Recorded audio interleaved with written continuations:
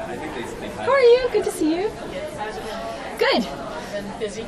Yes, but like super interesting. I think this whole having public policy students with ed students are figuring out how to talk to each other and talk to me. Yeah, it's really nice. Yeah. You'll have a big group of them after. Yeah. And is it Anne or Anna? Anna. Yeah, Anna. So we've already concocted how we're going to figure out how to work together. So I was so excited. After I talked to her, I was like, and now we need to do something. We both independently know Melanie. So Melanie, yeah. So we can get her on board. She can make anything happen. That was our biggest lesson was be on Melanie's good side. Always pass you with Melanie. Totally. Well, I would love to. The teacher labor market stuff. What I wanted to do in grad school and then got a little diverted, and now I'm well, you worked with Bruce Fuller and Suzanne Loeb, so you got into the household, yeah. But now I feel in Louisiana we probably could, so if they seem interested, and we could probably visit the New Orleans, and that seems good, having more culture in those ones too. Yeah. Okay. Yeah. What this session is after your talk? No, well, I think it's going to be all the IES It fellows. is. I just wanted to I think you should. They told me I would be sitting in a circle. You will be sitting in a circle. We'll have this kumbaya moment. But Sounds fun. I'll be there, but they're usually pretty good about it. But it's a time for them to ask any questions. Yeah. And some of those questions might be about your talk. Some of them might be about career development. Yeah, it's all great. Okay. All great. Perfect.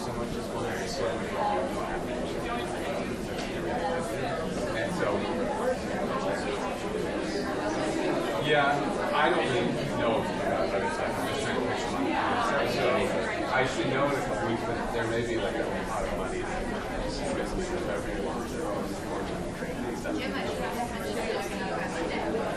Super. Do you mind if I leave this up here for a moment so that I can reference it? You're welcome to hang out with me. Okay. Well, I don't know. I'll tell you when you're Dr. Gennetian and you're going to do the talk. I'll do the introductions. Happy to give it a whirl. I can't promise that it will go well, but happy to help out. It's a true test, right? How poorly or not poorly the slides are put together, if someone else can actually get through them. Yeah, I had not, as a second-year student, it's not something I've often thought about. What's more important, your sort of presentation style or the slides that you're presenting? I don't know the answer to that. I think it's both because you appeal to different learners in the audience. Spoken as a true educator there. Yeah. So for some people, what I'm going to present will seem like, wait, she just said that. And I'm like, no, there's something a little different about it, and your neighbor's going to understand a little bit better than you. Yeah. I did have that dilemma. I'm like, oh, but this slide does this a slightly different way. I'm like, I'm going to put it all in and see what happens. I know the school title is a mouthful. Oh my, don't even. Just say Steinhardt. Just don't. Just say Steinhardt. Okay. It's known as Steinhardt. It is a mouthful. Okay. Yeah. I feel that I'm going to run through. And actually, the most important thing is the Institute for Human Development and Social State that's changed at Steinhardt School, and that's it. Okay. Yeah. All right. I'll go. Cool. I'm glad. I like that. I like all the deletion. It's going to get copy editing going to say. So I was looking at this and I'm like, there's a dozen places in here where I could slip up and embarrass myself. It's like the you had one job guy. Yeah. So glad we're making this simpler for me. I appreciate you're helping me out. Some of the stuff I'm obliged to say. Yeah, I understand. No, I'm sorry I wasn't able to meet with you beforehand. It's the one downside of being.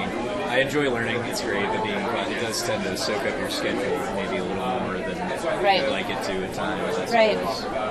So, were you an undergrad here as well, or? No, I was not. I did my undergraduate at Stanford, and then I taught in Dallas, which was home for 2 years, and then worked in a nonprofit in the Bay Area before coming all the way back out here to you. So this is and you want to move into research, or yes, that's the ultimate goal. I don't know what exactly that's going to look like for me yet. As of right now, I don't have ambitions of being an academic, but I think the more time I spend around people like Daphne and Jim, it's they may change my mind. Yeah, I think so. So yeah, the door is still open to that, but yeah, I think as a teacher, I loved it. I loved the kids, and I had this academic urge to, I like research. I liked learning methods. Yep. do what I'm passionate about while also Yep. doing something else. Yep. I get it. Yeah, it's been, and I'm lucky. Charlottesville is no New York, as I'm sure you found, but we're very happy. Yeah, I've been in New York for a really long time. It's time to move out of the city. City life is great. I also find that it can be very overstimulating. Every time. I don't know if this is my age, but No, whatever. I I'm just like I've had enough of my sister lives frenzy. up there, and when I go up to visit, inevitably coming back, I am always exhausted, haggard, Right. broke, all of these things. Right. Such that I wonder. I'm sure when you're there, it's just this is life. But coming from Yeah, it gets normalized, but I think that's the danger of it. Are you a New York lifer or a New York? No, I grew up outside of Boston, lived in upstate New York for graduate school.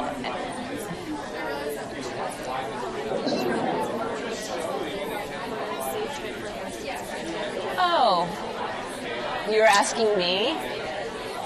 What was the question?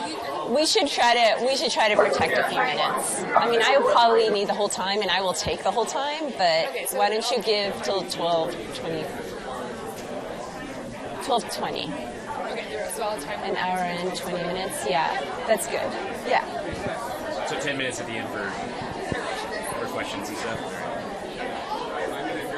I'll adjust my spiel accordingly. Were you going to say there was more time? Very flexible. No, I told him like you're taking up too much of my time. It's hard. Some of this stuff is hardwired in there.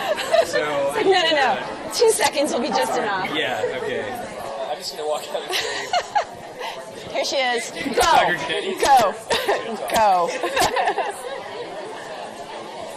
Yeah, so I lived in the city for a little while, and then now I'm in the suburbs of the city, just north of the city. So I do get to escape, which is super important to my well-being. How deep in the suburbs does one have to get to? Not deep. I mean, so Larchmont, the community, and we're right along Long Island Sound. So it was the original summer community of New Yorkers at the turn of the 20th century. And the awesome thing about it is it totally turns into that every summer. Like, I feel like I'm living in a beach community in the summer. Oh, is it on the water? It's on the water. There are yacht clubs. My kids go sailing down the street. It's 5 miles across from Long Island, right? So we see Long Island.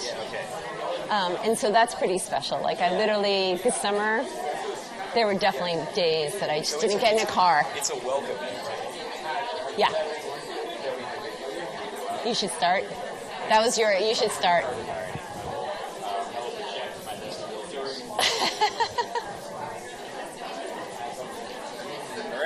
All right, let's do it. I will do it if you don't mind me taking Yep. the mic for a moment. Yeah. Good morning, everybody. Good morning. Thank you. Thank you all for joining us today. I know it has been an emotional couple of days for all of us, so we do appreciate you joining us here for the Curry Research Lectureship Series. My name is Walter Herring. I am a second-year PhD student in the Education Policy program here at the Curry School of Education. Today's talk is sponsored by VEST, which is the Virginia Education Science Training Program. Since 2004, VEST has been supported by the Institute of Education Sciences at the U.S. Department of Education. VEST prepares students to apply theory and methods from the social sciences to research on schools and classrooms with the ultimate goal of improving equity and evidence in education. Today I am honored to welcome Dr. Lisa Gennetian to the Curry School of Education. Dr. Gennetian is a research professor at the Institute for Human Development and Social Change at the Steinhardt School at New York University. Dr. Gennetian's lecture will last a little over an hour, and she will leave us with 10 minutes at the end for questions and discussion. Thank you all again for being here, and please join me in welcoming Dr. Lisa Gennetian. Thank you. Thanks, everyone. It's been a really nice 24 hours, and I have some more hours this afternoon. I've gotten to meet many of you. Really unique program here between the public policy and the ed policy and the applied developmental science intersection. My title is a mouthful. My lecture might feel like a mouthful. Warning you in advance, I've decided to go broad rather than deep There are papers backing up the 3 findings and source studies I'm going to give you a flavor of, so please ask me about those, and I'm happy to get people's feedback on that. I'm glad you're here. Congratulations on behaving mostly like an econ. Some of you were a little tardy, not very econ-like. But you reacted well to your incentive of food. And you're sitting and all your eyes are on me. That's fantastic. You are acting very much like some of our favorite characters, Sheldon and Spock. But perhaps the reason you are here is not econ-like at all. Perhaps you made an impulsive last-minute decision. Maybe you were hungry, you saw the bagels, and you said, yes, let me go in. Perhaps a calendar invite popped up 30 minutes ago to remind you to show up to today's event. Perhaps your advisor trusted you would be in attendance so as not to embarrass her. You can raise your hand. Did any of these qualify for anybody? No. Why you're here is not just econ. The decision represents a host of messy psychological, economic, and social factors. And I want you to have that in mind as we also think about parents, and we think about early childhood interventions, and we think about the context of poverty. So I'm going to pose that as scientists and researchers, we are presented with this struggle. How can we make sense of human decision-making behavior? And we've mostly come at this, definitely not econs right there.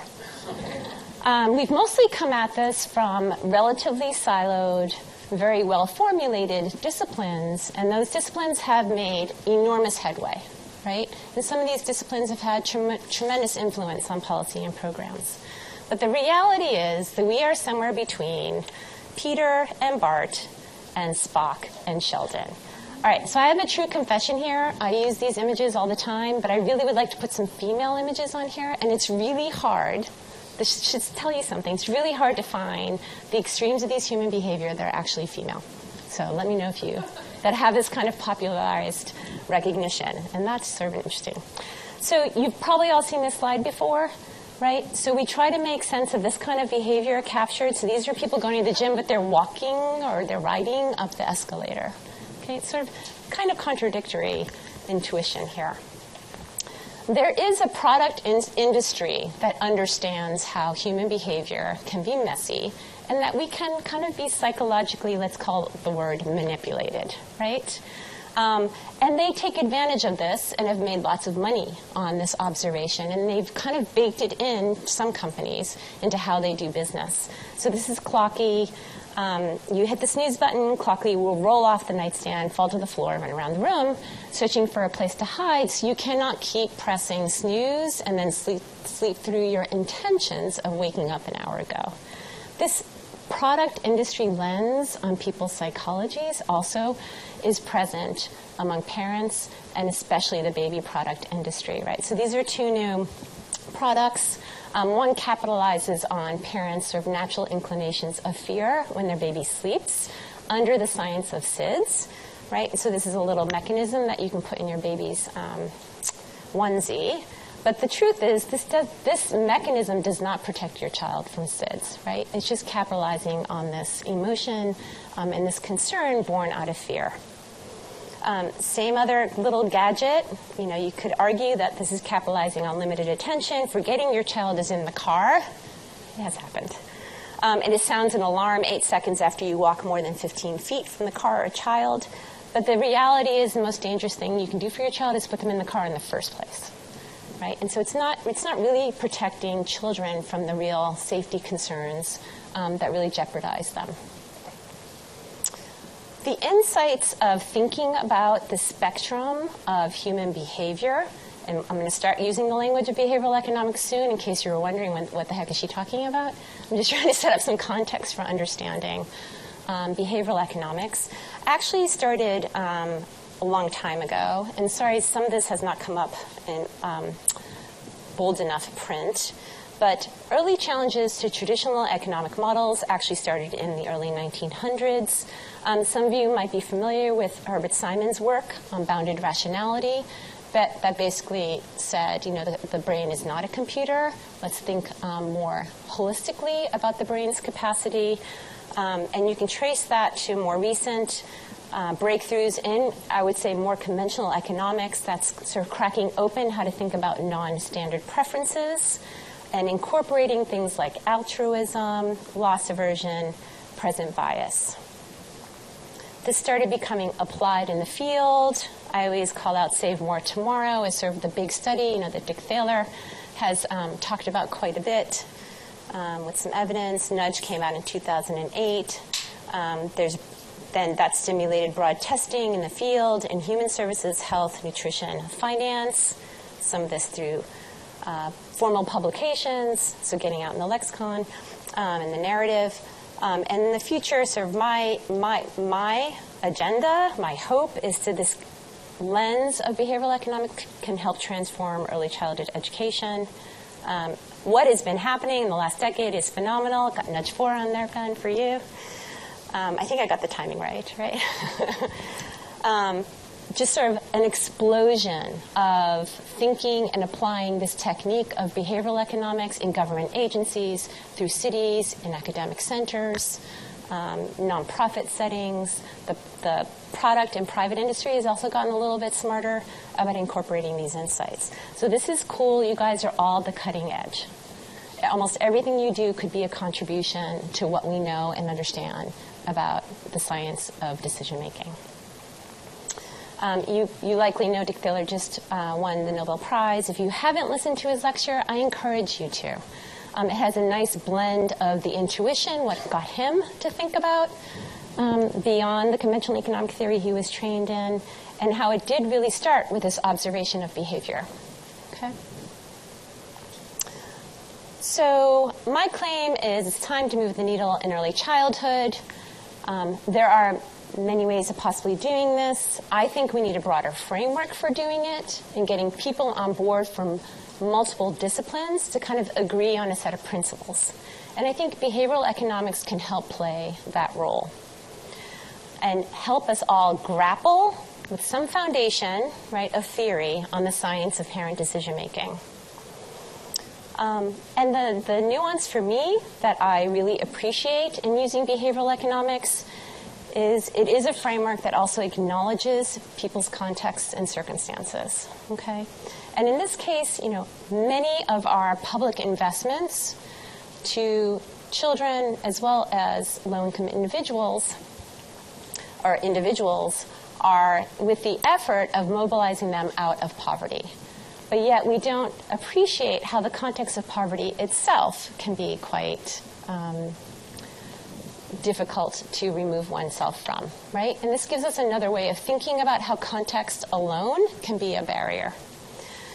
And then I'm going to show you some applications that I've done, mostly in work in New York City, in the area of early childhood intervention, so some real stuff. Okay, so I like to step back and think about, well, in an idealized world, if you put a bunch of scholars together in a room, coming from multiple disciplines, and you ask them, what does it take to be a good parent? And this, I think, is a pretty close list, and this was inspired by a developmentalist, Sarah Wadamura, at the University of Denver. And I like it because it taps into all the kind of psychological skills that we expect parents to have, mental resource skills that we expect to have them available, as well as all that conventional stuff like time and money. So we expect working memory, we expect emotional regulation, we expect grit, we expect humor, structural support, financial resources, healthy adult relationships, balanced mental health, and some cushion for recovery when things go wrong, right? So this is really a difficult, long list. But we kind of develop programming having in mind this idealized list. So this is still the list to be kind of the ideal parent, even when you're faced with underemployment, unpredictable work hours, unreliable social assistance, little wage growth, limited family support, hardly any savings, patchwork childcare, no stable partner, little cushion for recovery when things go wrong. Okay, and I call these two faces of parenthood, not two faces, they're actually the one face, the stories of Maria. Okay, and so what we're really trying to do from a policy program perspective is we want to help this Maria. But I just gave you a list of over a dozen circumstances that might describe her life. And for most low-income families in this country, at least 6 to 10 of those are the reality, the actual reality of their lives. So in setting the context for public investment, these idealized characteristics of good parenting and parenting practices are long, they're demanding, they're even longer and more demanding when residing with very low income. This research is largely stimulated out of observations that inequality in development opens up early and persists, coupled with this reality that young children spend a lot of time with their parents. So our existing solutions, I tried to look this up this morning, and I couldn't do the math quickly enough because it was so fragmented, but let's say $17 billion worth of investment in early childhood in the U.S., and we are one of the countries that's pretty low on the dollars we spend in early childhood, which directly targets parenting or early non-parental care settings, have had really mixed success. There are a number of reasons for this, but let's look at 3: variation in quality, variation in dose, not easy to scale. Now, behavioral economics can't solve all these problems, just like behavioral economics can't solve poverty. I was pushed to think about this yesterday. It was Natalia. She's right there. Lisa, if poverty is such a constraint, shouldn't we just give them more money? Yes. But given that that's not the reasonable solution, at least from a policy perspective, there are more things that we can do to help families optimize. So let's dip into our theory toolbox and see what that theory toolbox has to say. Okay. So if I am a child developmentalist, parents certainly matter. I just pulled this from a Head Start kind of, it's not that different from what many developmentalists and how they might think about children. You can turn these into circles in the Bronfenbrenner ecological framework. Parents are there, they're present, they are part of children's lives. They're a building block. But there's very little here acknowledging what is the path, right, to get from the bottom of the building block to actually get to that pointy part in the top, right? There are other frameworks drawn from other disciplines that can offer some guidance on how do we engage families, how do we help guide their investment in children. I'm calling out a few of these: the theory of planned behavior and the health beliefs model, which some of you might be familiar with, where the focus, which sounds very similar to behavioral economics, is on cognitive factors related to intention and motivation. And some of these sound very overlapping with where behavioral economics framework might also take you, but is not in the framework of decisions. Okay, and so that is one very big difference. And usually this is a one-step solution, right? So if we think motivation is the thing that we have to harness, let's do one motivational exercise, and we're done. Implementation science also sounds superficially very similar to what behavioral economics might land us, at least on the back end. The systematic adoption of evidence-based best practices, but again, it's not coming from a theoretical framework. And again, it's going to abstract from what are the various decisions that parents are being expected and asked to make. Economic theory is also, I have to acknowledge economic theory, is also making some inroads. Some of you might be familiar with some of these scholars. So I was at the World Labor Conference meetings at the end of June. And it was kind of funny for me because it was sort of this breakout session on economists paying attention to parenting. And so I gave a little bit of this talk, and my favorite moment was an investigator in the back room, and he said, "Oh, if you really want to understand parenting better, there's a session. Next session is about parenting." And I was like, "You completely missed what I'm talking about. You're not the audience to tell me about parenting." But anyway, there is a home production model, right, that is about optimizing time and money. It includes a little bit about quantity-quality trade-offs. Given some set of static preferences, there have been some updates in this model to include something general called cognitive capacity. This is Deborah Cobb-Clark. Flavio Cuno is incorporating the role of beliefs in technology of skill formation. And Shelley Lundberg is considering the influence of aspirations. So, sort of pushing out of the very quantified perspective of monetizing kind of time and money. So it's time to update the framework. I would argue it's time to harness parents' existing capacity rather than always telling them what to do. Let's figure out what they're already doing. That's pretty good. and to acknowledge what's happening in existing circumstances, income poor or not, income unstable or not, all right? That's not to say, again, that superior policy might be more stability and more income. So let's pivot toward what parents intend to do and sometimes even do. Let's acknowledge that they make micro decisions like every second, every day, and those can have real spiraling impacts on what that day of investment and input into a child ultimately receives and experiences. And let's integrate the context of poverty and acknowledge that there's something called mental resources, and those can be drained, and they can be especially drained if we're pulled into situations where we have to think about, is there food on the table tonight? How am I going to fix that car and get to my job tomorrow? So there's an alternative, and I think behavioral economics offers us that interdisciplinary alternative.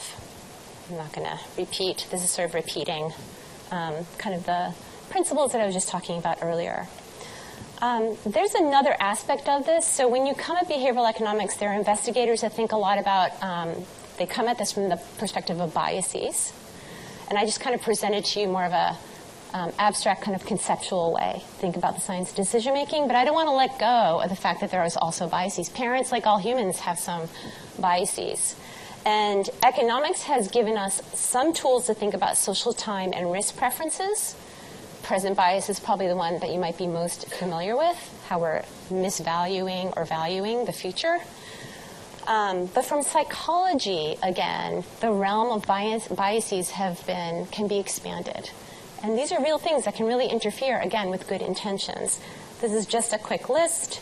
We're trying, in my lab and my team, we're trying to develop some of these and think about, well, how do they relate to parenting in particular and early interventions? So I want to make sure that that perspective, again, covered under this framework, is also out there. Okay, so now what do we have? We have parents that are riddled with bias, decision makers that are also change agents. Okay, so suddenly we have a framework where we can think about parents a little bit differently. And we can compare, well, where does that get us? Well, conventional economic theory would say, like all the econs in this room, you weighed costs and benefits, you were fully informed, you have stable preferences, and your decisions were impervious to your immediate circumstances. Behavioral economic theory would also add that you could be distracted, you could have put more weight on the present versus the future, you can be influenced by others, and your decisions are highly influenced by your immediate circumstances. And so I tend to think of these two theories coming together as a Venn diagram. And what these theories bring us is some very tangible levers, right? A lot of our world operates on economic theory. Prices do move us. Budgets do move us. Transaction costs do move behavior. What social psychology can bring to the table is that context matters. Defaults can change our choices. We behave and act and react to cues and anchors. So this also opens up how we think about barriers and how we can respond to those barriers. So conventional economic theory might say, well, people can't afford to attend a program. Let's compensate them for the cost of that. Other children need to be cared for, so let's provide child care. There's no way to get there. Let's provide some transportation. Social psychology would also say, what if there's some stigma with attending this program? What if there's some fear of judgment about my parenting skills? What if my calculation of what I can get out of this program is really not quantified in the way that we know? That's not what the evidence tells us, and I'm just a procrastinator. Okay, so there are tools that we can also use and add to our toolbox that can counter some of these other types of social psychological mechanisms or harness them.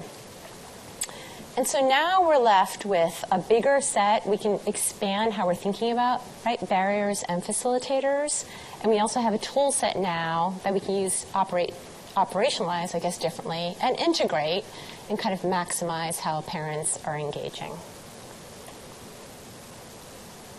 And so I'm going to borrow, so I haven't used the word nudge. We can have a long conversation about that later. I've had a great conversation with Natalia and Ben about that word nudge. So I'm going to choose to call this, we are choice architects. We're not only policy and program developers, interventionists, and scholars, but we're also choice architects. And as choice architects, we have a variety of ways that we can shape people's experiences through a really different set of tools, priming group identity, to choice framing, to providing feedback, to resetting beliefs. Okay, so that's all set up. So I have the privilege of working with some really great colleagues at NYU who are very devoted to the world of early childhood. And a couple of years ago, they invited me to this event because they wanted to think about what platforms exist to capture parents who have really young children.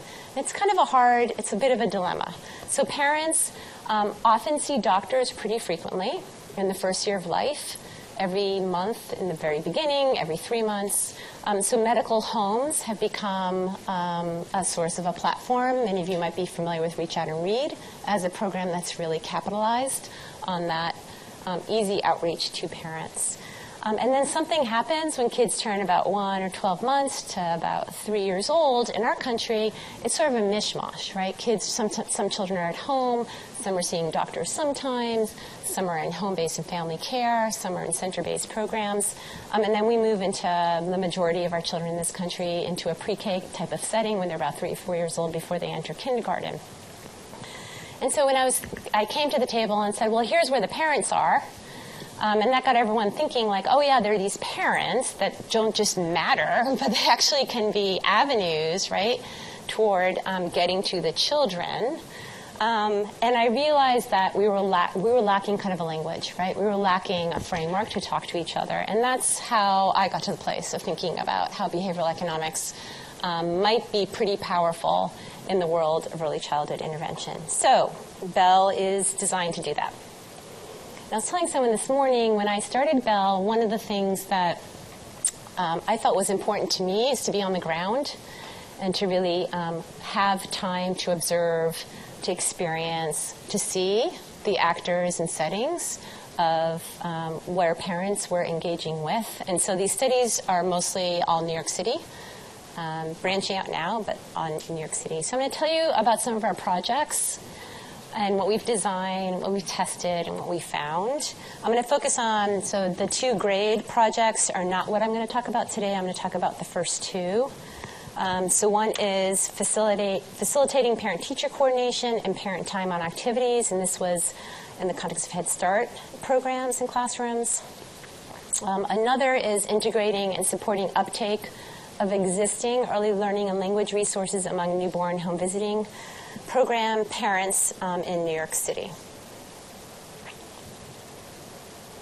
Sorry, Lisa, Yeah. Do you mind taking questions during? Is that okay? Sure. Yeah. Where do you want me to go? So I'm just curious. It seems a lot of this, and we talked about this a bit earlier, is using behavioral science strategies to increase participation in existing programs, right? Yeah. Play-based Head Start, newborn home visiting, parent support. How do you decide what programs you're trying to increase participation or uptake? Is it these are programs that you can draw on some evidence to suggest when parents have higher participation in these programs, then kids' outcomes improve? Yeah, it's a really super important point.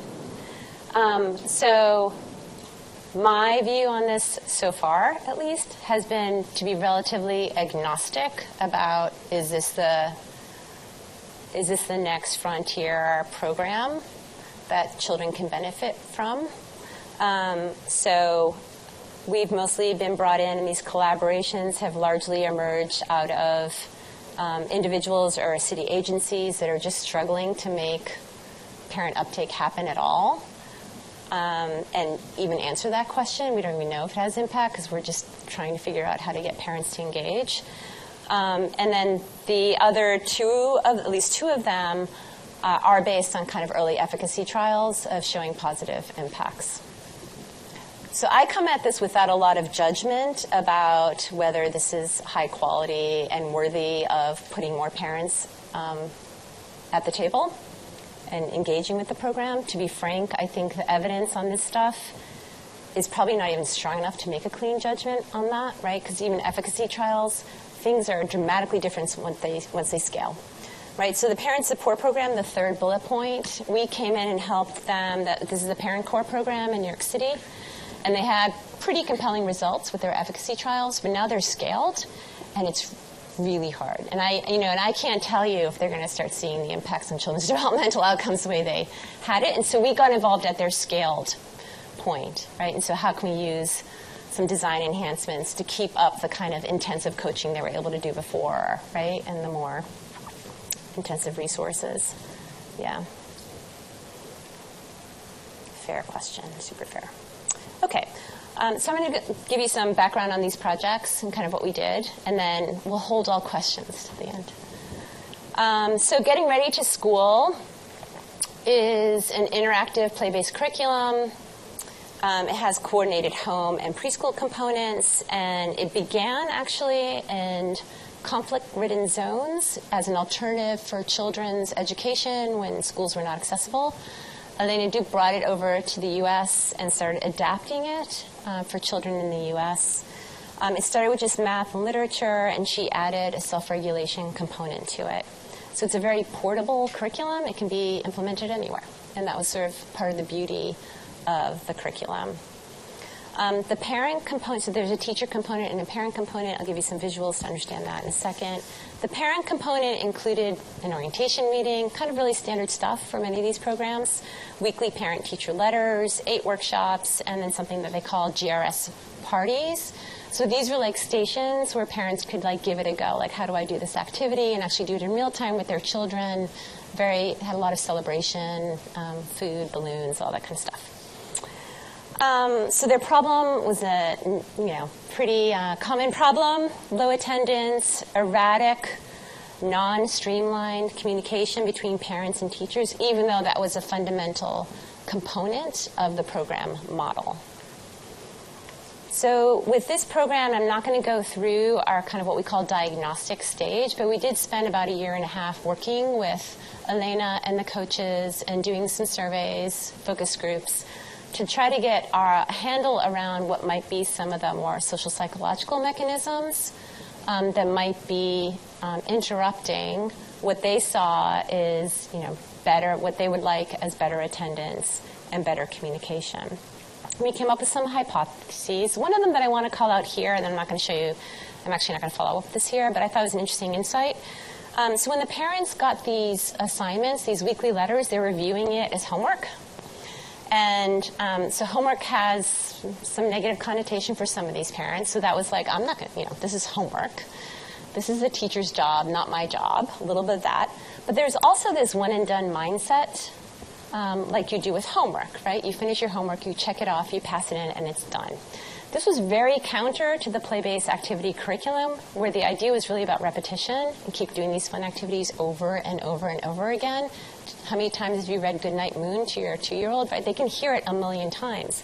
And so it was an interesting insight for us that parents were taking from this and associating it with like school-based homework. And so how do we reverse that? And we actually did a little bit to do that. Okay, so method here and with all the other studies is do randomization as much as possible, whether it's individual or classroom-based, try to power up these studies so we can actually provide some evidence.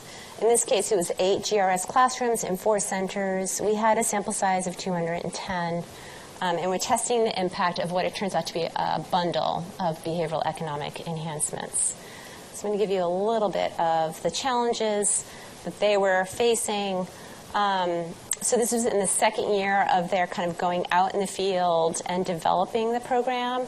So 34% of the parents attended GRS kickoff orientation in 2014, and 1 out of 5 attended other types of GRS activities.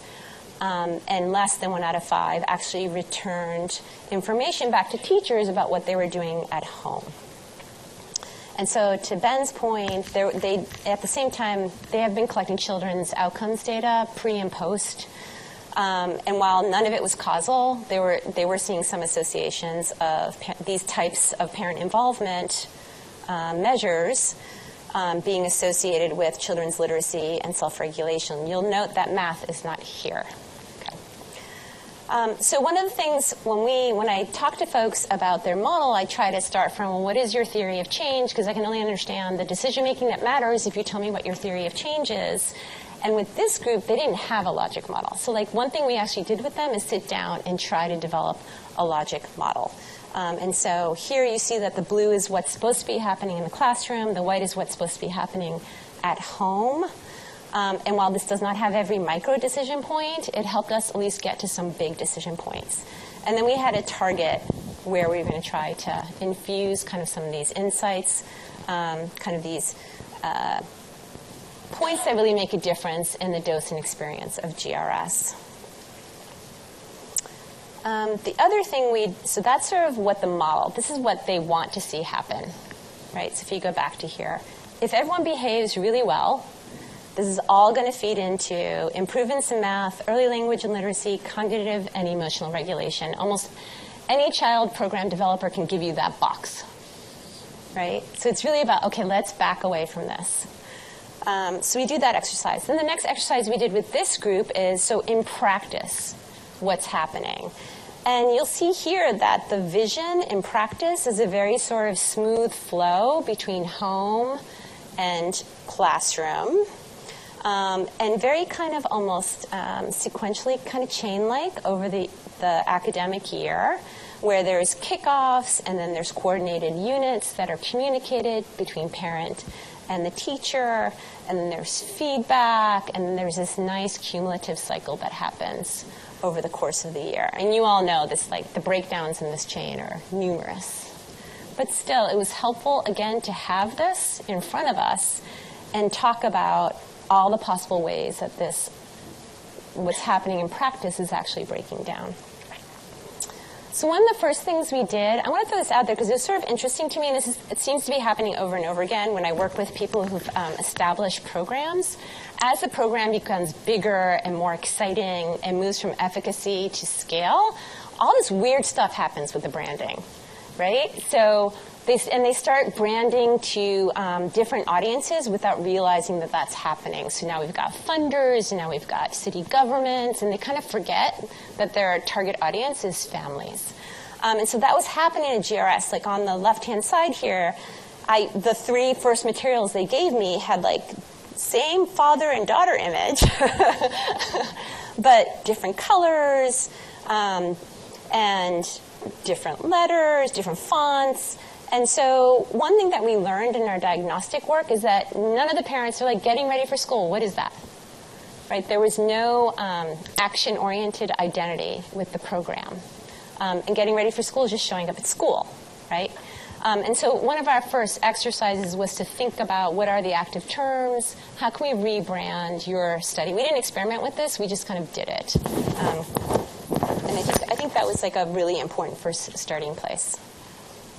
Okay, so we did a number of things. We'll give you a flavor of those. First, we tried to think hard about this orientation meeting. And they did the thing that most people usually do, which is information flyers. And we converted that. We experimented with this. So everyone got an envelope. And in that envelope, they got something different. Some was the usual flyer. And some got a personalized invitation. And that's what you see on the left. And there are a number of little nuances to this, including that your teacher's coming. It was handwritten. To personalize it a little bit more, the improved branding. Then we coupled it with, they had already been texting parents with a simple reminder for their workshops. And given that they already established this form of communication with families, we said there's so much more you can do with this. And so we expanded the content, and we thought carefully about the timing of their texts, and fully integrated it with the program experience. So it included some content, it included some reminders, and it included a few other things.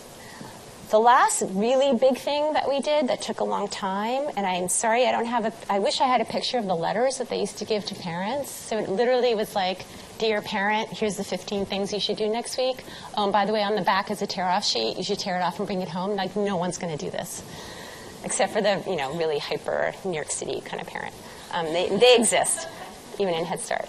And so we knew we needed to completely change this up. And to get around this one and done mindset. And so we came up with the idea with, we call this an activity tracker. It's a calendar, okay? It comes with stickers. So those 3 images come in a full sticker pack, so it engages the child. We reduced, I don't have it. We reduced the number of activities you should try with your child to 3. We put a time frame, a goal on it, 10 minutes each. We asked what was your favorite activity, and we keep asking about your favorite activity. So get out of this idea that these are the only activities that you should do. You can keep doing your favorite activity. And so we redesigned this whole thing, and it went home with stickers, and they all loved it. They all loved it. I'm going to give you a picture of, this is a very, again, well-behaved. Not all of them came back as beautiful as this. Sometimes the stickers were all over the place. But the other neat thing about this strategy is we got data back. And so if you can make some broad assumptions, but let's say they spent 5 to 10 minutes on activity, now we have some sense of how much time was spent on these activities without actually asking them. These are just based on the returned activity charts. So kids were, I was talking to someone also today, when things work really well, teachers want to adopt them right away, like there goes your experimental design. Right? And so you have to constantly rein them back in, let's just finish up this study. So kids were getting so excited about this, they were bringing it back to the school with their projects, from the activities. And so we started putting up bulletin boards, and that had kind of this peer influence. So lots of good stuff ended up happening secondary to our primary intervention here. Okay, so what we found. We did not behaviorally enhance any of the workshops. From a philosophical perspective, for me, I don't see this as a way, making parents spend more time away from their children at workshops, to me, doesn't seem like the most efficient strategy for changing parent behavior. So I told them from the beginning, don't ask me to increase attendance to your workshops. I'm not going to help you do that. You have to do that on your own. But we ended up having this impact on workshops through these other enhancements. This could be also displayed as a bar chart. And so you see the schedule on the horizontal axis here. So it's usually one domain workshop in the autumn and then one repeat, right, in the spring. And you see a decrease in naturally occurring attendance. Always happens by the spring. But you also see how the families that were randomly assigned to receive these behavioral economic enhancements had consistently higher attendance, right, through the entire academic year. So you should be asking yourselves, okay, that's great, but how about the things you were trying to change? What we were ultimately trying to, if you think about that logic model, is the actual time that parents spent on these activities with their children. These are low-cost studies in terms of a funding perspective. So we had to come up with a way to find out how they're spending time. So we took a couple of students from my lab and then a couple from Elena's lab, and we had them stand in front of all these centers and classrooms. We developed a very quick, 3 questions on a postcard, and we tried to capture as many families as possible to ask them this basic question: how much time did you spend on GRS activities last week? How much time did you spend on other educational activities last week? And who spent time with your child on these activities? Sometimes caregivers who are a couple steps removed weren't able to answer that. That's okay. When we didn't get response that way, so we did this over 3 days, we followed up with phone. We also tried to do this via text, by the way, and the text mechanism totally didn't work to ask this question. There's probably ways to make that work, but it didn't. So we got a pretty high response rate, about 86% for this sample, using that helicoptering in, really intense point-in-time measurement. And what we learned is the folks that received the behavioral economic enhancements were substantially and significantly more likely to spend time on educational activities outside the classroom. You can see here the comparison of the upper stacked bar and the lower one. So here's an interesting thing that happened. So we had Head Start classrooms that weren't getting any GRS. That was part of their original design. We didn't touch those. We were randomizing and experimenting with the subset of classrooms that had GRS, and then we infused some more experimentation. So we actually have 3 groups in this study. When we went to ask the parents in the Head Start classrooms about educational activities, they performed pretty well, right? So the time they report was higher than the parents who were in GRS. Not as high as GRS-BE, but higher than GRS only. So this begs this question, and has for us, though we haven't had time to explore it, is through these activities in this curricula, are we actually shifting perception of what counts, right, as an educational activity? And so that's one hypothesis here. So what's next? We are looking forward to now tracing this all the way to children's developmental outcomes. We're doing that kind of multivariate regression analysis this year. I mentioned very briefly that the one outcome where there was not a favorable association was math. One of the years that we worked with this team, we did some extra enhancements to see if we can move parents' time on math. We did succeed. Small effects, but we did move parents' time on math, and we're trying to trace that to children's math assessments. And one type of enhancement that I didn't get to talk to you about was we built again on this data we got back from these activity charts, and we translated it back into a feedback form, and we gave it back to families. So once a month, families got this visual on this is what you told us how you spent your time on GRS. And you'll see a little question mark if you didn't. Just sort of like, whoop, what happened? We actually debated whether we should put the little emoji. That's the shrug. But, that might have been too westernized. So we just put the question mark, like, don't know what happened this week. We didn't get any data from you. No big deal. And this did not work when we handed it out in the cubbies. Parent-teacher conferences happen in Head Start classrooms once a year. So this was actually handed out by teachers, although not discussed by teachers. It was just handed to the parent through teacher.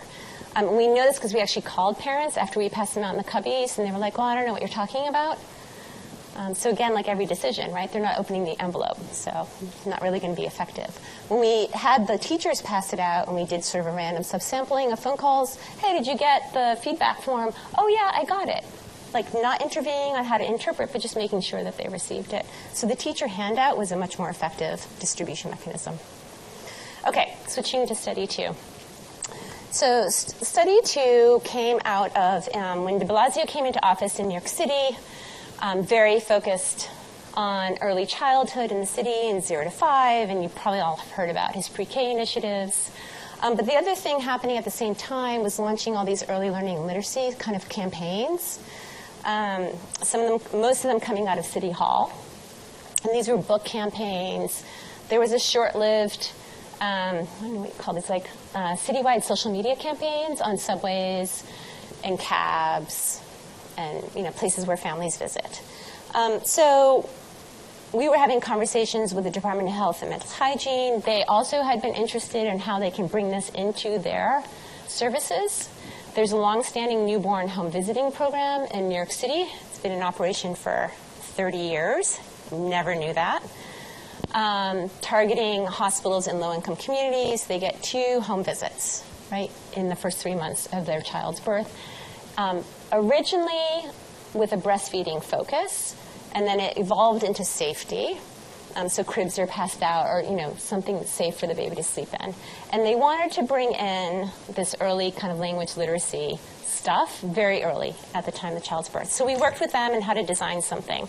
The campaign's called Talk to Your Baby. It's not so different from many of the big talk, sing, what's the other one? Talk, sing, read, citywide campaigns that are in numerous cities now in the U.S. So what's the problem? We had to kind of redefine, this is a very different effort. It's not that they have something on the ground, they're like, we can't get people to show up. They were like, how do we use insights from behavioral economics to integrate these 2 efforts that are happening very much in parallel, but we're targeting the same families. And this happens quite a bit in our very siloed policy world. So the hypotheses here, especially when it comes to take-up of new things that are coming from a public citywide distribution effort, are very oriented around how choices are made and acted upon. So, these hypotheses aren't going to look wildly crazy around inertia, attention, identity conflict, we came up with some candidates that we thought would be present for the lives of newborns, right, low-income families. Randomization, enrollment over 2 years. So interesting side point, when you're working, we had the public health workers as the people who consented the moms into the study. We were completely relying on them.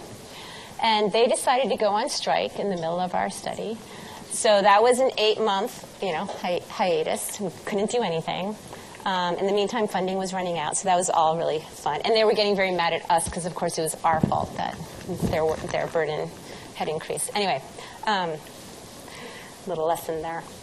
So we crafted a theory of change. Again, not looking so wildly crazy on the left. These are the outcomes we anticipate seeing being changed. By toddlers, we back out that these programs are really designed to change how parents interact with their children. But it's all predicated on them taking up, understanding, digesting, using, right, these materials. So we had 3 components to the BE enhancements. One is we convinced the city that we could automatically enroll mothers into receiving the Talk to Your Baby text messages. They can opt out, but we would actually do the hard work of activating their accounts with their mobile phones. And then we designed a supplementary set of texts to Talk to Your Baby, which was only twice a month. Didn't feel like it was enough dose to actually capture anyone's attention, so we built that out. At the second home visit, we had the public health worker relay a positive message about being a mom. And we developed this really bare bones video. I'm not going to show you, but it's a 30-second to 1-minute video. And all it is showing pictures of different moms actually interacting with their infants, oriented again around books. Not pedantic, just sort of giving you visuals on, yes, this is feasible. You can actually start doing this starting as early as a couple of weeks old. And then when the babies are 5 months old, we send them a gift packet. It has a pre-populated library card. We have this nice gift from the library system in New York City. They have lots of books and nowhere to send them, and we found out about this. It has a sort of a planning intention embedded in this with a little sticky note that you can't see in detail here, but we included that. So the idea here was to get moms to feel like they can be more socialized with their early learning and literacy activities with their children, and they can go out to story hours and libraries and what have you. Okay. This is a picture of the TTYB campaign. It's on the DOH-MH website, just so you can see what it looks like. This is an example of how, so the texts were relative to the child's date of birth. And you can see how we try to not conflict with what Talk to Your Baby was very content-based.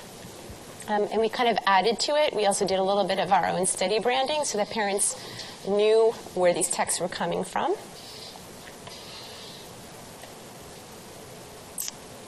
And these texts had a cycle. They included some kind of affirmation. They had some kind of expectation setting, some kind of goal setting, some kind of future rewards. Not always, not all the time.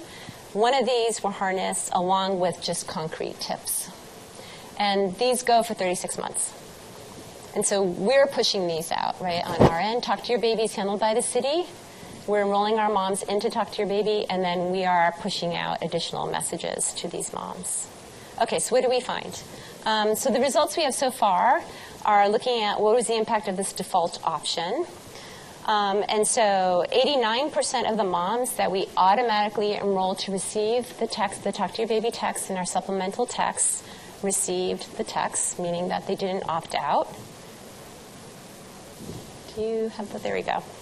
11.3% of the moms actively opted out.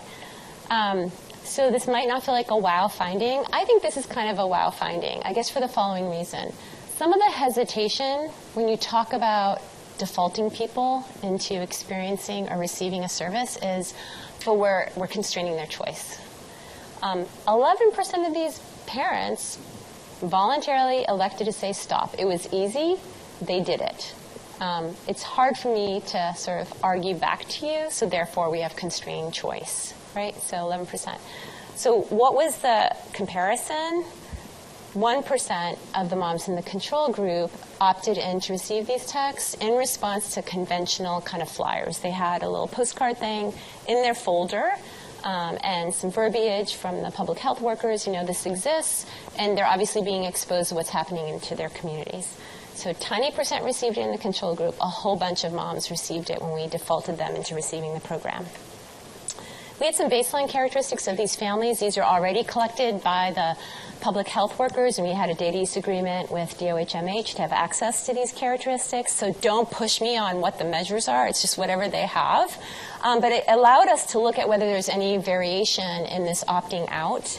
And we don't see anything that's statistically significant, probably because of power. But we do see some striking differences on length of residence in the city. They're all still in the city, but they're moving. And also by receiving WIC. So to be explored. All right, so what are we doing next? So we would also like to go through this whole chain of decision making and whether we're seeing real behavioral change. So we have some resources to do a sub-study and actually measure what's happening in language interactions in the home. We do this through Lena devices, that some of you might be familiar with. Really cute little vests you put on the baby. So we're calling moms and asking them if they're interested in participating. The same moms who got these enhancements. We drop off the Lena devices. We pick them up the next day. At the same time that the Lena devices are on, we're also texting them a series of questions. Questions that this program is directly designed, like behavior change this program is hypothesized to directly change. So we integrate that with some just general time use questions like sleep. And so our aspiration, which is, it turns out to be a lot of work. So we have 35 of these 16-hour recordings of infants, low-income infants, language environments, and completed text message responses. And we also have time diaries from these moms. And the idea is we can do some validation work, right? So when mom says, I took a walk with my child, we have a recording of exactly that time frame, because we know when we sent this text out and when she responded. And so our idea is, can we validate some of these text-based responses with objective forms of data, and does that give us any confidence in using the text-based mechanism more broadly? So there's sort of a little bit of a measure methodology component here, but also just to see if there's outcomes differences. I'm okay on time, right? Yeah. Okay, I'm going to show you one last set of work. This is veering a little bit from the program enhancement intervention world to understanding mechanisms more directly, so more of a basic science study. So the work around affirmations and potentially kind of parents' fear, stigma, judgment that might interfere with parent support programs came up quite a bit in our work with the Parent Core group in New York City. So we became really interested in this question of whether affirmations can actually move parenting behavior. And as you saw, a lot of our studies are designed to be bundles. And so it's hard to pull out and piece out which components actually moving behavior. So we thought, well, let's try to test this on its own. And let's try to do this with just a sample of parents, like a convenience sample that we can potentially have access to. So the problem here is that parents may focus on the short-term goal of protecting your self-concept, right, and avoid parenting material and programs that feels threatening to them. And so the hypothesis is if we can secure one's self-concept and disarm this resistance, we might see some traction on interest and actually attendance and take-up. So we did this by using mTurk. So this is online recruitment of survey participants, which actually evolved even in the 2 or 3 years that we did this work, where you can give them some specificity of what you're looking for, and they will do some pre-vetting of their sample to make sure it's high quality. So we recruited parents of children under the age of 13 to participate in these 2 online survey efforts, and we randomized what they got on their survey. And in both studies, they got a certain type of affirmation. And so the experimental group either got a value-based affirmation, I'll tell you what that is in a second, in the 2017 effort. And then the experimental group got a pride-based affirmation in our 2018 study.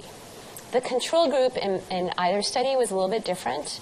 The value-based affirmation, if some of you know Jeff Cohen, it's actually what he would call the tried and true. So this is a bit of a replication study in the domain of parenting. The control group got nothing. They just got your usual demographic questions. We changed that in the 2018 study so that the control group also had to do a lot of reflection, but on a really neutral item. Okay, so value-based affirmation is the following, and this has been done many times, although Ben just informed me that it has not been replicated in some of the domains, and sort of this is where you get into, but that's not published, so how would I know that? So I'm curious to dig into that literature. So you rank your personal values, you see them all, there's a long list, you rank them, and then you spend a few minutes reflecting on those values and writing about them. The majority of parents, probably unsurprisingly to you, ranked relationships with friends and family as their top value. The pride-based affirmation was hypothesis-driven, right? We weren't trying to replicate what's been shown in the field before. Motivated by some interesting work by Crystal Hall and colleagues, where she used a pride-based affirmation in the context of a soup kitchen in New Jersey and found some differences in take-up of social service materials according to which conversation you had when you exited. So we spoke to her and adapted it for this context. We asked, what did you do that you were proud of? What motivated you and what led to your success?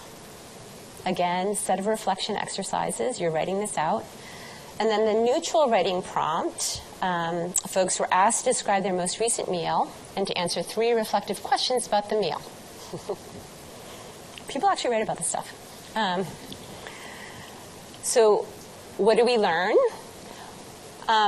Just a comment about the samples. I'm not showing you the demographic characteristics, but I encourage you to look at this as a way of sort of building kind of some preliminary piloting of what might be happening with parents.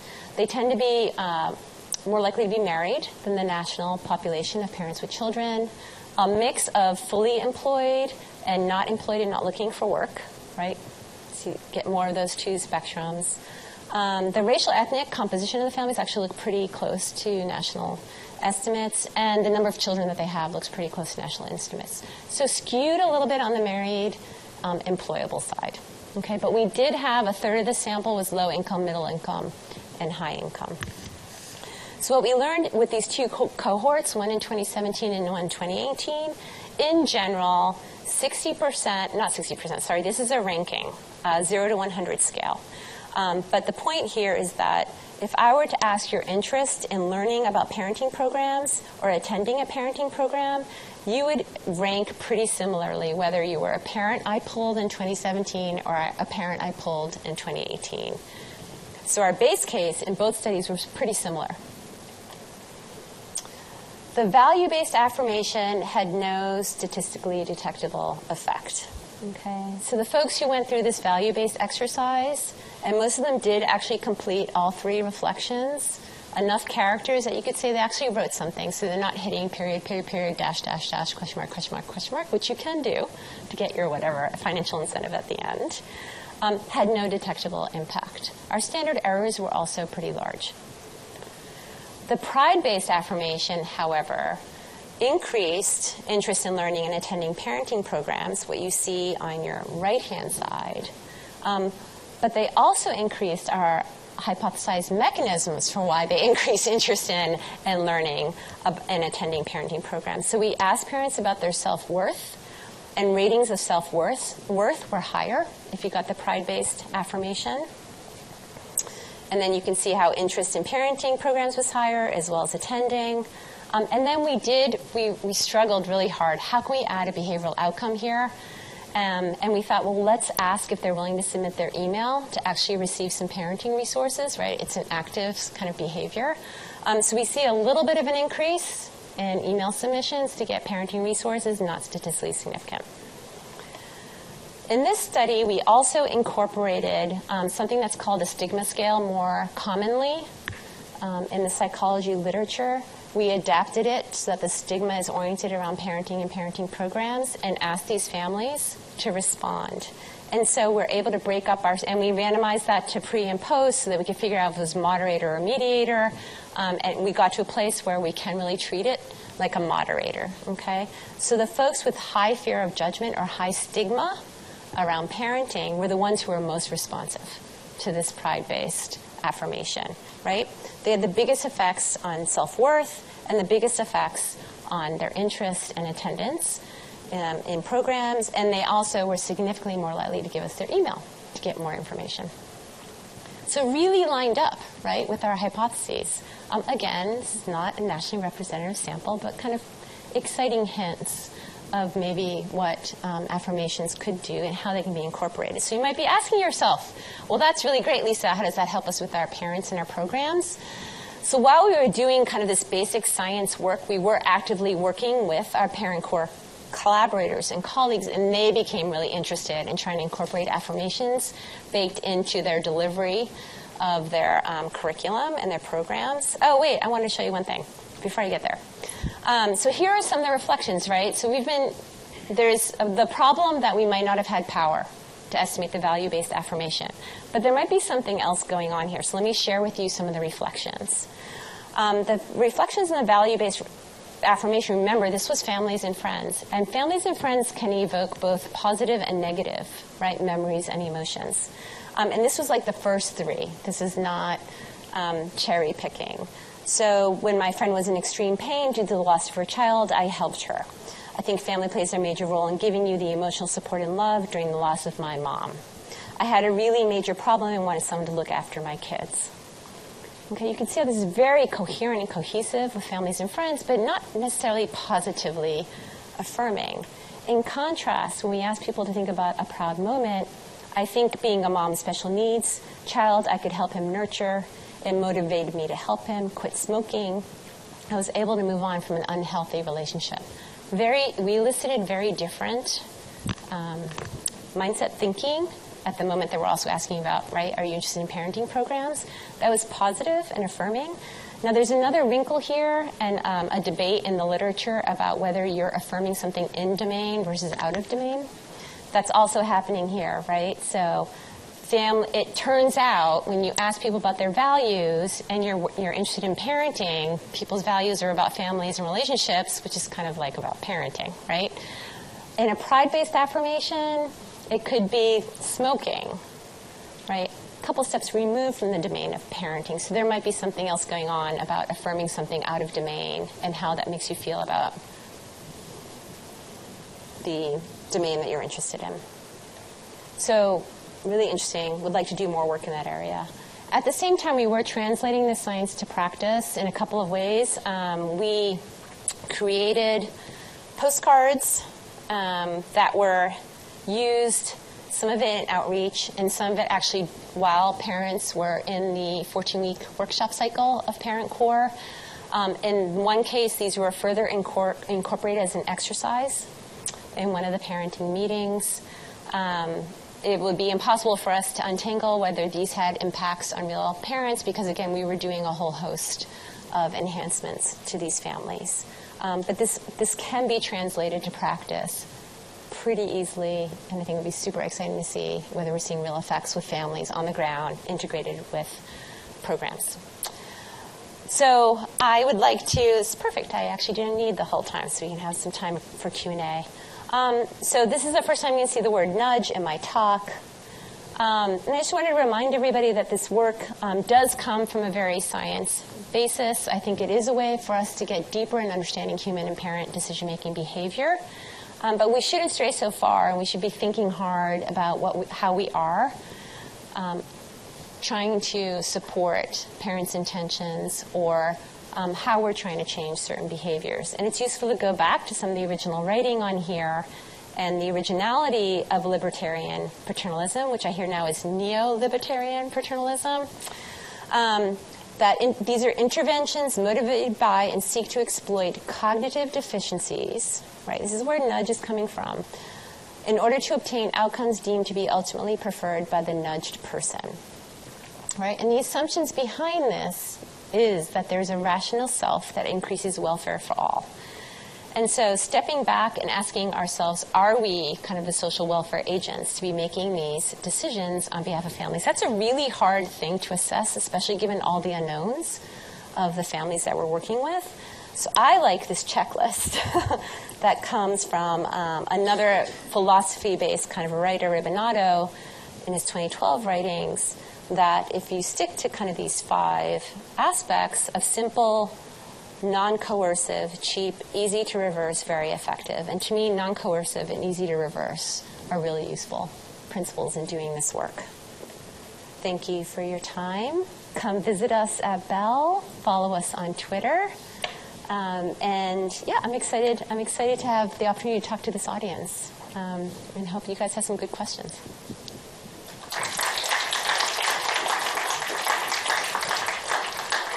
So,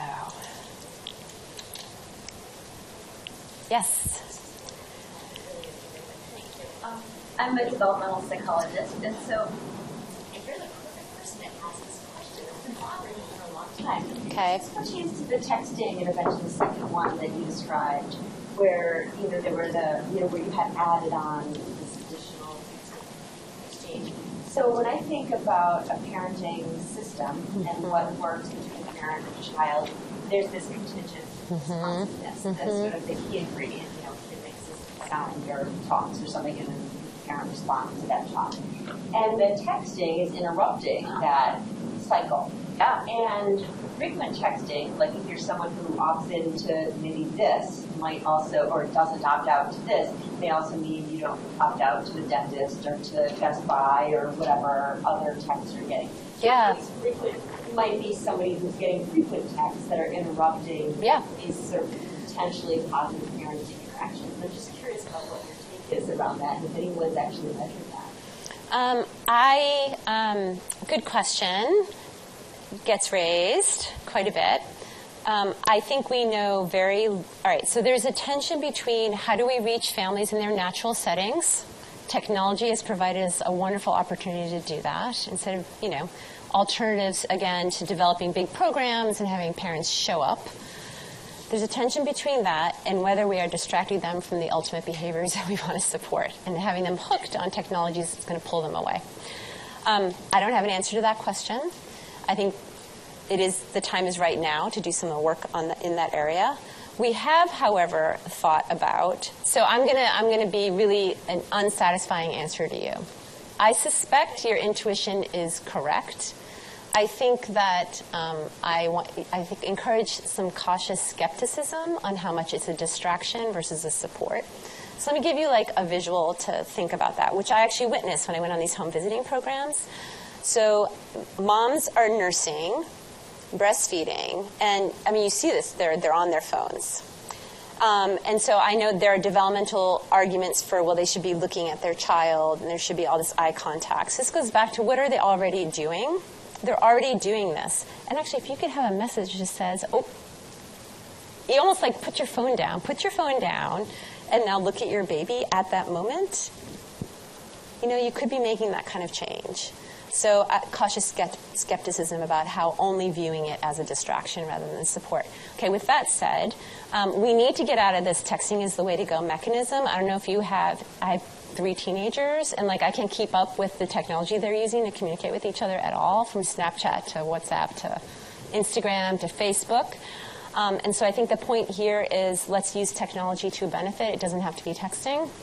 And the Getting Ready for School program actually did do some experimentation with Facebook, which was interesting. So they created these classroom-based Facebook pages, again, very neutral. And we had lots of parents who, were logging in, posting pictures, talking about how their child spent time on the activities. And so, there are other ways to think about how technology can be supportive. The third point that I want to make, and I usually have this slide and I removed it, is we do definitely have to be concerned about saturation. And what we've learned with the texts, so we do something called click-throughs, right? Because we're coming at this assumption you're pushing out a text and people are actually reading it. And they're reading it at the timing that you want them to read it. And it's only happening probably not very much, right?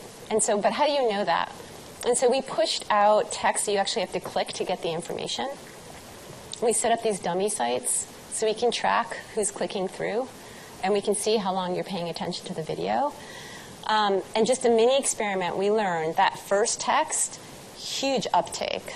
People are looking, they're clicking, they're watching, and then you send them just once a week, and you can see how interest is waning, right?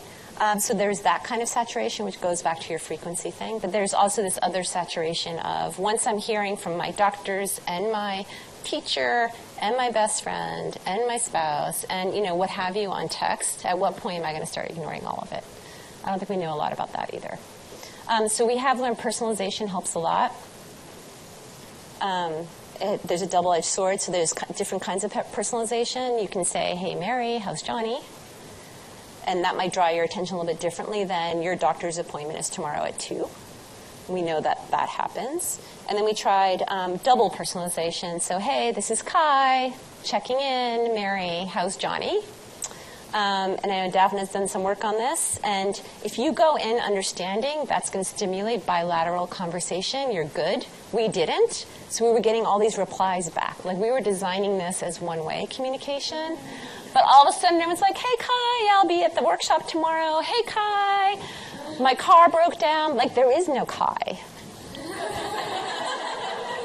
There is no Kai, and I don't have money to help you with your car. Like, so we had to, but we had to respond. And so we were doing a lot of crazy things to try to make sure to protect that intervention. I think technology is a really wonderful thing. It's a really effective way to reach families in ways that we haven't been able to.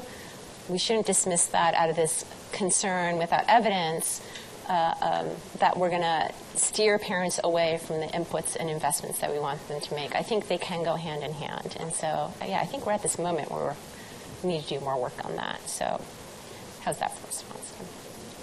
Is your recording, you pinpoint specifically enough when they receive the text that you can even listen to, like, did it break up their conversation? That is a really good idea. I have the Lena recordings to see what happens if we happen to catch them right when they're talking to the baby. Yeah, we can do that. All right, we can do that.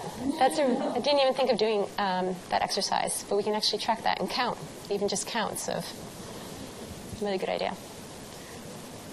Back to the initial image that you showed of Taylor and his nudge theory. I'm thinking of like stickiness and his principle that there's like five things that you should do in order to like increase like the stickiness of your communication style. So for these videos that you're showing parents, are you guys abiding by like the sticky theory at all? Do you think like because my thought is if the communication to them is going to like stimulate them in some kind of way and like be sticky, then they might be more likely to click on it again in the future. I think I'm only half understanding your question, which is my fault, not yours. I think, so you're talking about the video that we're presenting at the second home visit? Or you said that some of your... Oh, the click-throughs that we were doing? Yeah. To be honest, they were not modeled... I'm not familiar with the 5 stickiness points that you were talking about. I'll be honest there. Like, I couldn't turn them back out to you. The idea there was simply directing attention and seeing if we can get parents to do more than just open up their phone and see that they got a text message, but take that next follow-through step. It was that simple. Okay. And making it super easy for them, like press. Sure. Right? So there's no opening an envelope. There's no going to check my mail, walking down the street, collecting stuff from the cubby. It was like the same information that you would have on a flyer, except you just press. We did this actually with math images. I didn't talk about the math stuff. And playful math images to normalize math. And it was super, parents were clicking on those. That was really ineffective. So I don't know if that lines up with, but we can talk some more, about the stickiness. Yeah. Any other questions? Yes.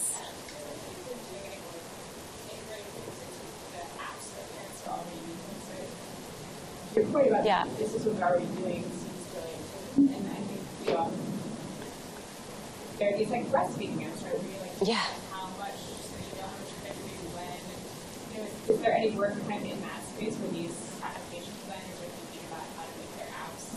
Totally. I think one of the best ones right now is out of MDRC. They developed it was targeted at fathers who have some incarceration experience. And so it was an app specifically designed to help them get re-involved with their children. Some clever behavioral insights incorporated directly into the app. So I think so part of your question might have been, are there apps developed to help parenting that incorporate these insights? The answer to that is yes.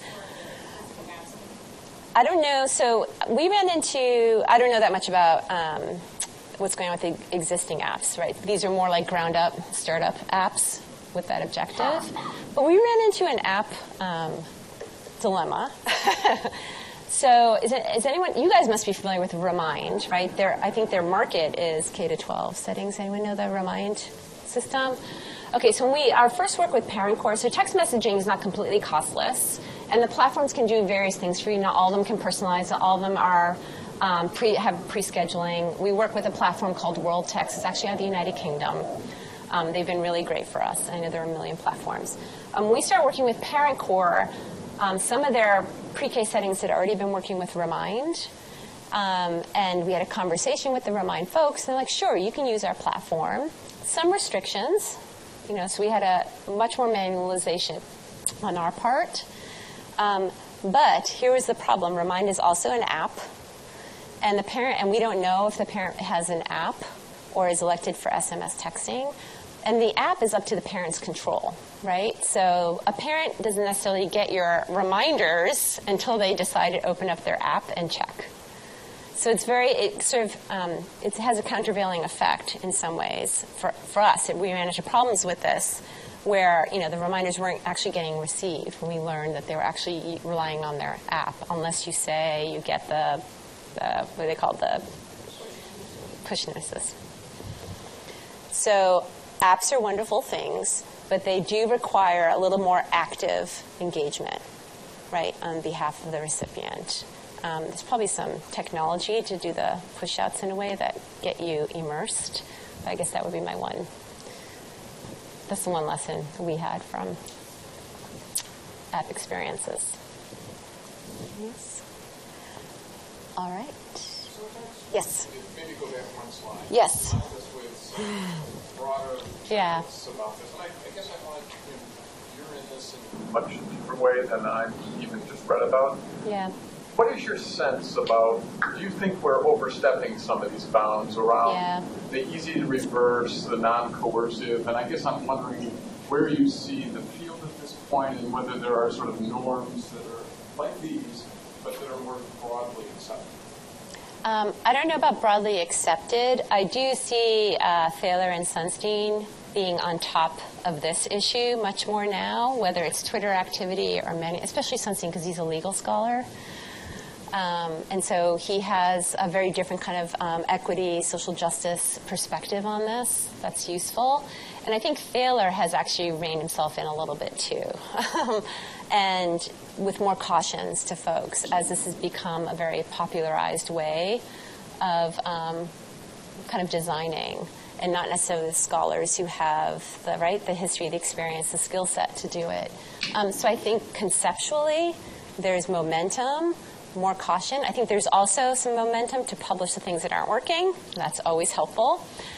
So Todd Rogers, I think, is really driving that agenda. He's over at the Kennedy School, and he certainly is very proudly will stand up and say, we did this reminder thing, and it didn't work. Planning prompts did not work in this context. And being a little more explanatory about context. So that's all happening right now. But, when I was asked to give some comments about 2 years ago in D.C., it was a smaller gathering, so this was in the context of social policy. And I stood up and said, I think the cart is way ahead of the horse here. It's moving, the science is not at a place where we can do rapid-fire adoption at scale, even though we can experiment at scale. So thank you for raising that, and I think all of us should proceed with caution. We are not at a place where we totally understand whether we are being coercive and easy to reverse. And the thing that we did where we called the families, we said, hey, did you get the feedback form? That kind of random sampling, few phone calls can go a long way in getting kind of some interpretation about that experience. And we don't do enough of that either. It's pretty low cost. Thank you all very much, and behave like messy econ humans.